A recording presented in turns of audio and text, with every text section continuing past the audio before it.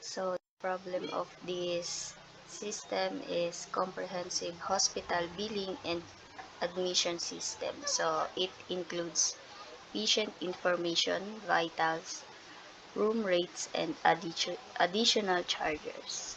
So, in the patient information is i-input lang po yung patient ID, then patient name, age, room rates, or room type, ward, semi-private, private, or ICU. So, kung enter din po kung ilang days magi-stay, then yung kung ilang lab test po yung nagawa, then medicine fee, and if the operation is needed, yes or no. Next naman po is the vitals. Kinukuha po yung body temperature ng patient dito sa temperature. Then sa systolic naman po is kinukuha yung upper number ng blood pressure. Then sa diastolic naman po is yung lower number ng blood pressure. Then yung heart rate po is yung heart rate po ng isang patient, beats per minute po yung kinukuha.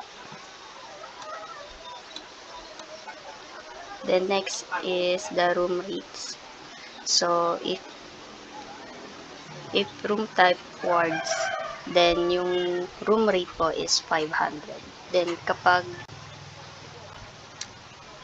semi-private naman po is yung room rate is 1,000. Then kapag private is 2,000. ICU is 5,000. Then kapag wala naman po is 0. Next, additional charges. So dito po yung room bill equals to days of stay times room rate. So total po yan ng bayad ng kwarto. Then, kung ilang araw po nagstay yung patient. Then, lab bill equals to lab test times 1, 2. So, dito po is, yung kada lab test po is, total po siya ng 1, 2. Sa operation bill naman po is equals to 1,500. So, if the operation is needed, kapag nag-yes po, then,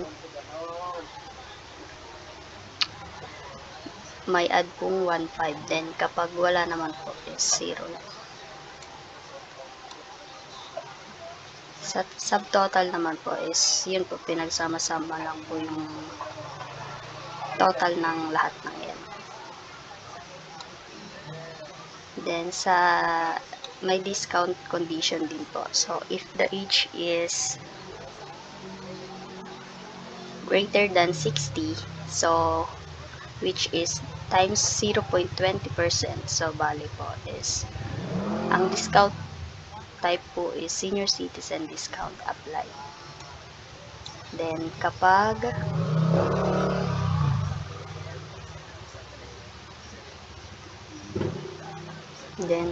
po yung subtotal is 100K,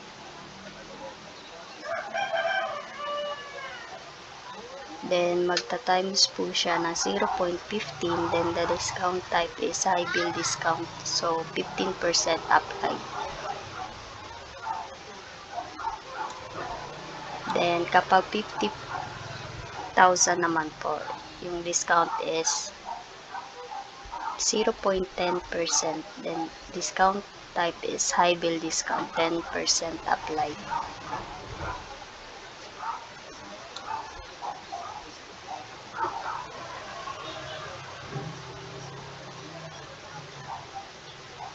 Then 0 po if hindi po pasok yung discount po sa condition. Next naman